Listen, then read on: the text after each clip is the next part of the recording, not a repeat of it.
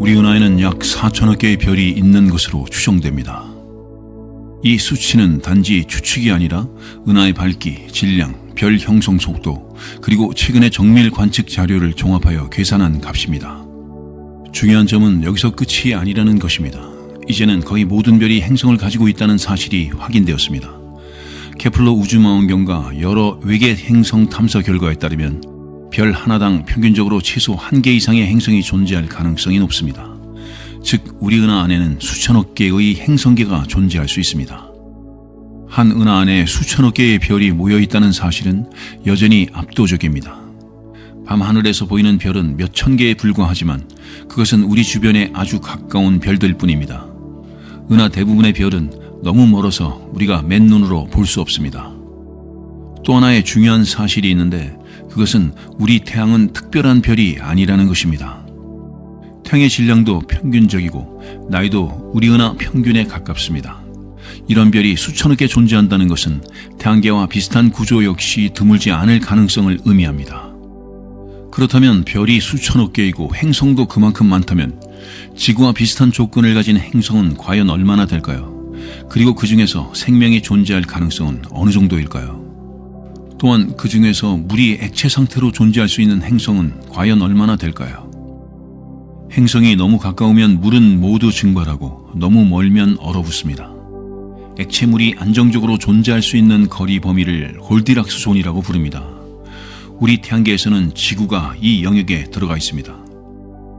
최근 외계 행성 관측 결과를 보면 태양과 비슷한 별의 약 20에서 30%는 골디락스 존 안에 지구 크기와 비슷한 암석 행성을 가질 가능성이 있는 것으로 분석됩니다. 보수적으로 계산해도 우리 은하 안에는 수십억 개의 지구 크기 행성이 존재할 수 있다는 뜻입니다. 하지만 조건은 이것만으로 충분하지 않습니다.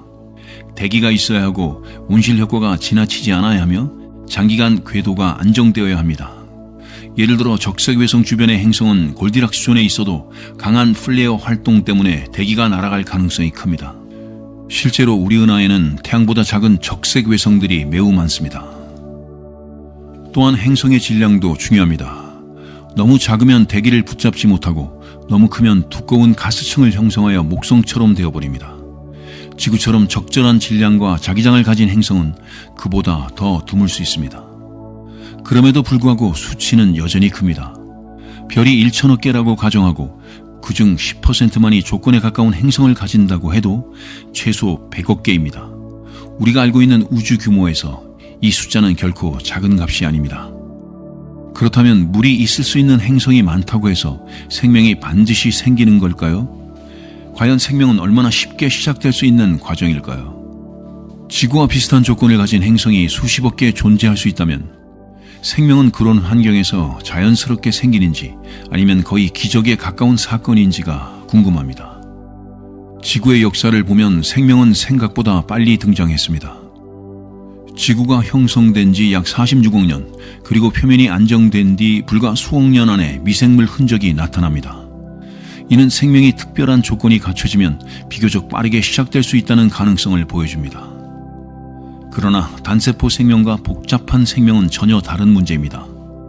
지구에서 단세포 생명은 약 35억 년 이상 존재했지만 다세포 생명은 훨씬 뒤에 등장했습니다.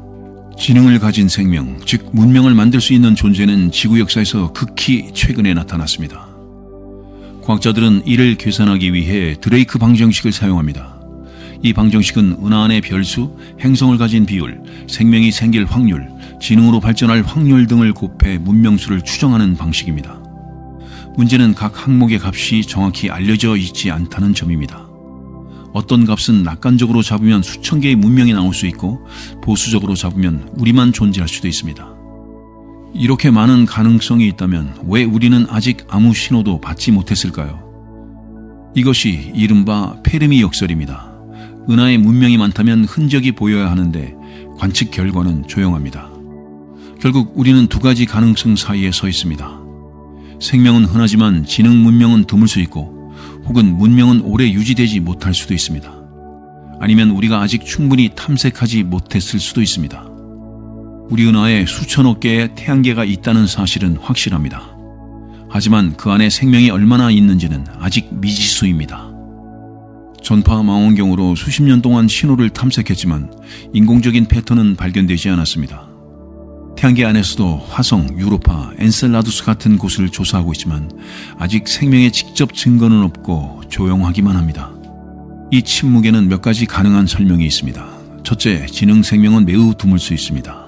단세포 생명은 흔해도 문명을 만들 수 있는 단계까지 발전하는 과정은 극도로 어려울 수 있습니다. 둘째, 문명의 수명 자체가 짧을 가능성도 있습니다. 기술 문명이 수천 년 이상 유지되지 못한다면 서로 만날 확률은 급격히 낮아집니다. 셋째, 우리는 아직 탐색 범위가 너무 좁습니다. 우리 은하의 지름은 약 10만 광년인데 우리가 실제로 정밀 탐색한 영역은 그중 극히 일부에 불과합니다. 또 다른 가능성은 시간입니다. 은하의 나이는 약 130억 년에 가깝습니다. 문명이 동시에 존재해야 신호를 주고받을 수 있는데 발생 시점이 수백만 년만 어긋나도 서로를 만날 수 없습니다. 우주 규모에서는 이 시간 차이가 아주 작은 간격이 아닙니다. 그렇다면 결론은 무엇일까요? 현재까지의 데이터로는 우리는 혼자다 라고도 우리는 혼자가 아니다 라고도 말할 수 없습니다. 다만 한 가지는 분명합니다.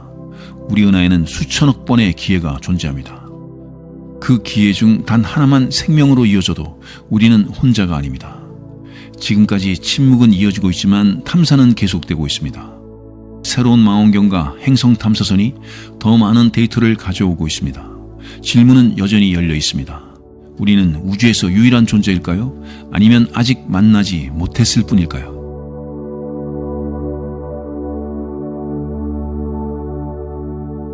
다음은 지구 크기의 태양 질량을 가진 백색 외성에 관한 내용입니다.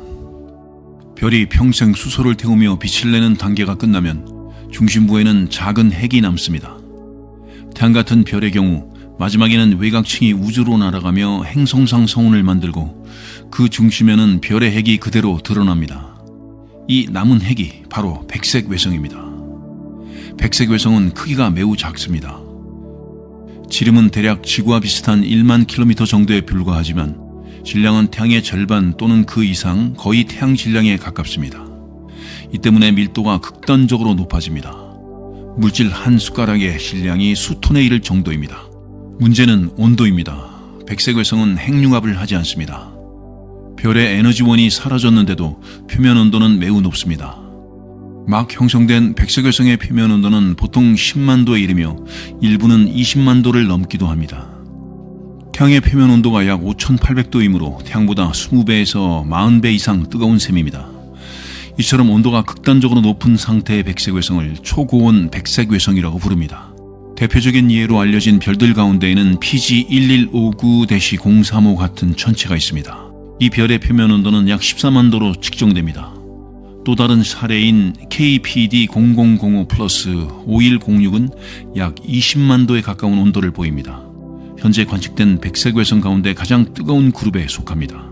이 별들이 이렇게 뜨거운 이유는 별의 중심이 갑자기 드러났기 때문입니다. 거대한 별이 적색 거성 단계를 지나면서 외곽층을 잃으면 내부 깊숙한 곳에 있던 핵이 그대로 우주 공간에 노출됩니다.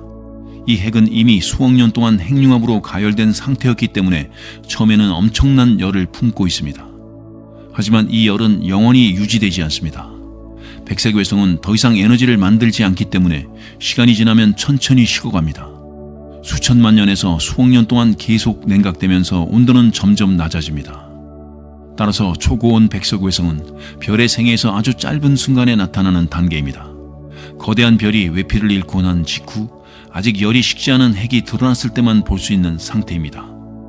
초고온 백색 외성은 겉보기에는 작은 별처럼 보이지만 내부 상태는 일반적인 별과 완전히 다릅니다. 이 천체는 핵융합으로 빛나는 별이 아니라 이미 모든 핵연료를 소모한 뒤 남은 붕괴된 별의 핵입니다. 태양과 비슷한 별은 수십억 년 동안 중심에서 수소를 헬륨으로 바꾸며 에너지를 만들어냅니다. 시간이 지나 수소가 고갈되면 별은 크게 부풀어 적색 거성이 됩니다. 이후 중심에서는 헬륨이 탄소와 산소로 바뀌고 결국 핵융합이 더 이상 진행되지 않는 단계에 도달합니다.